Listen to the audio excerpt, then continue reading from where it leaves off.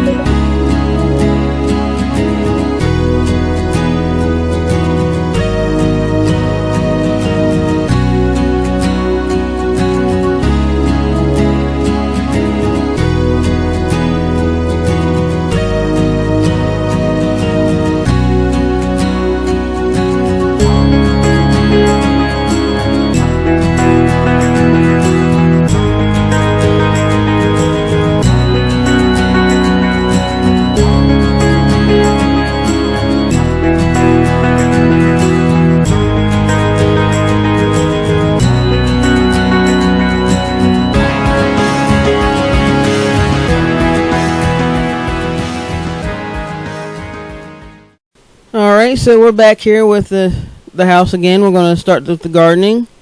First thing you normally would do is to change the terrain paint to dirt. At least that's what I do. Sometimes you can always, like I did in the previous house, you can use the plants that are like flat and cover the ground. You can use those instead. You can see that in the upper left corner over there.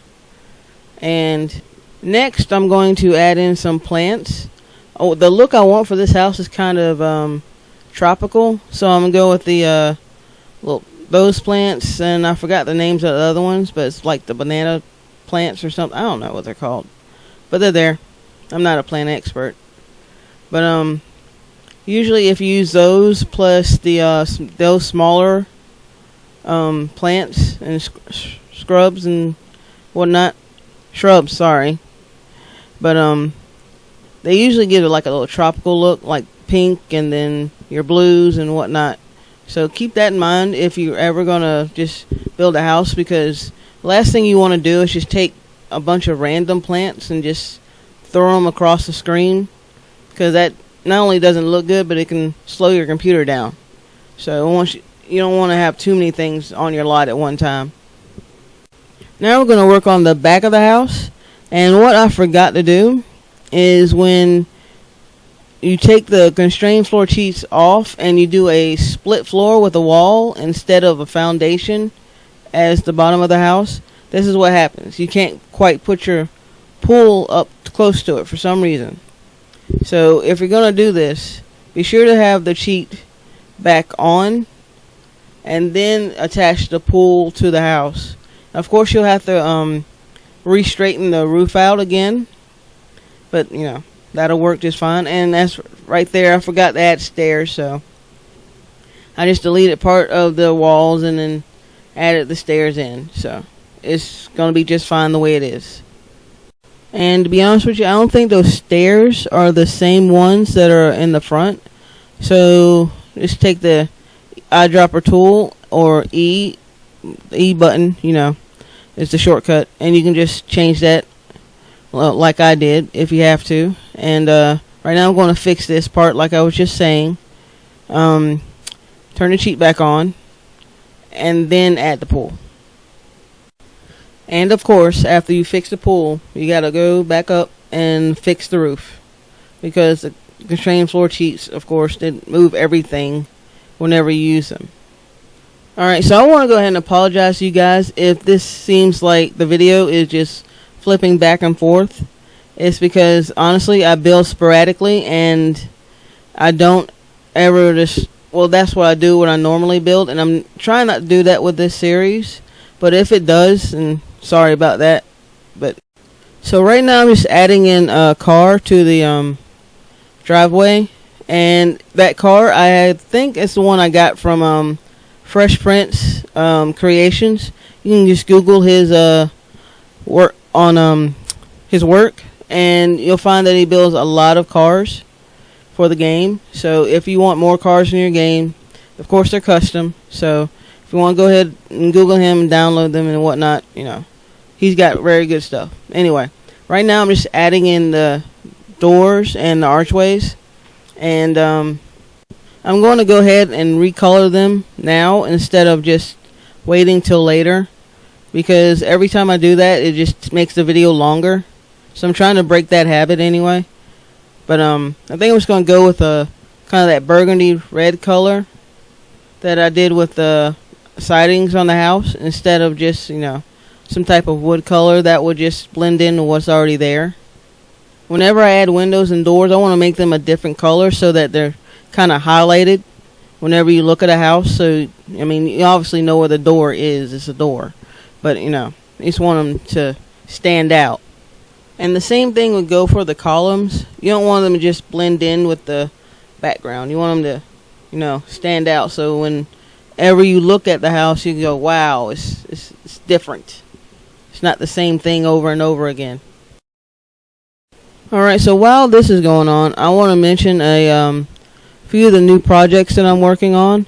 And I'm going to do 3 tag team projects with 3 different people. I'm not going to mention any names right now, but you'll see them as they come up, and hopefully you'll like those. I hope you do. Anyway, I do plan on making another set of this series, the You Build a House series, but it's going to be the layout that I'm going to choose is going to be a little bit more complicated than this.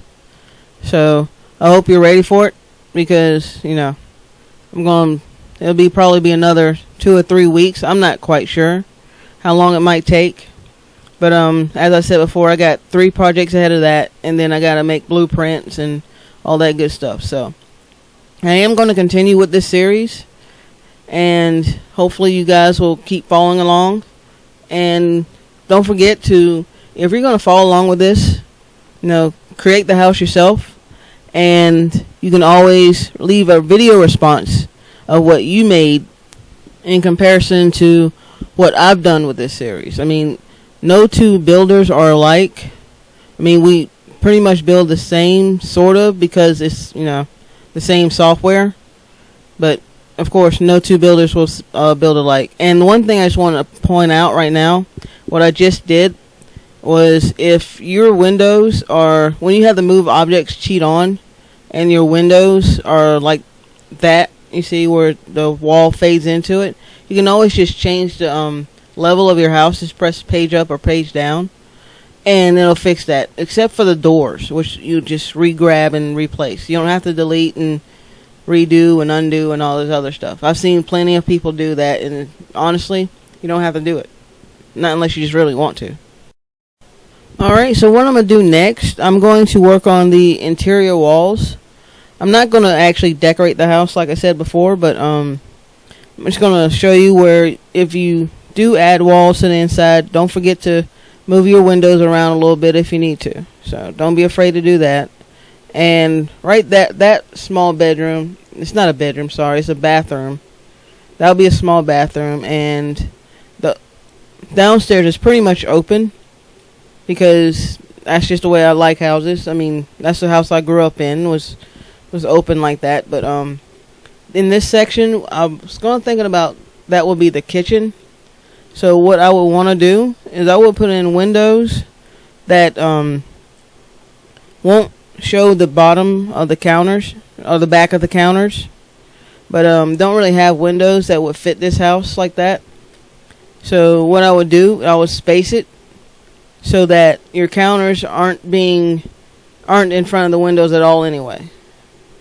So now we're upstairs, and I think what I'm going to do here is I'm going to do the same, pretty much the same layout that I did another one, except I'm going to change the area where these 2 bedrooms will be. These bedrooms they're small compared to what I usually build, but then again, this is a smaller house than I'm usually build anyway.